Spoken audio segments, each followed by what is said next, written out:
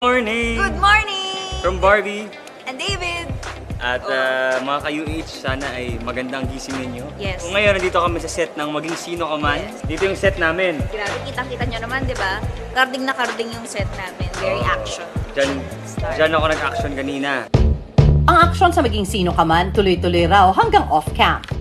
At eto naman, live edit. Live edit. Yes. Papadala agad sa GMA. Yes, para effects na lang ang ilalagay. Totoo po yun dahil itong eksenang to ay kakukuha lang po namin. Yes. Kanina lang.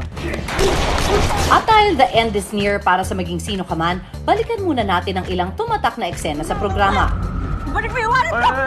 Sa mga experiences na hindi ko malilimutan dito sa show.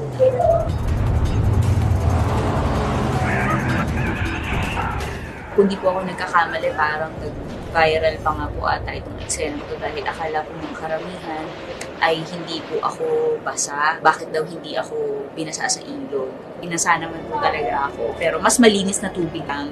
Di po ba? Para mas safe po tayo.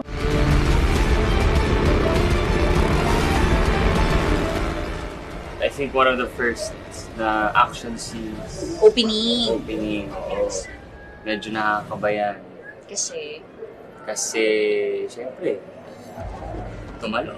Medyo nahirapan din ako yan kasi first time kong magsalita. Halos as-carding yung salita. Kriminal ka ba? Kriminal ka? May tinatabuhan ka, no? Alam mo, ikaw kung makapanghusga ka, ayos naman to eh. Tinan mo. Oh, ayos na. Oh. Gagana pa yan. Gustahan tayo. poprotektahan mo daw. Hindi. Paprotektahan na kita niyan. Kasi syempre, hindi ko ako napabayaan. Nakita ko na yung sincerity. Gusto nga kitang i-kiss niyan eh. Ay, talaga ba? Oo. Kaya ba Ayun, nakikinig sa ayun, lips oo. ko? Ay! Ay.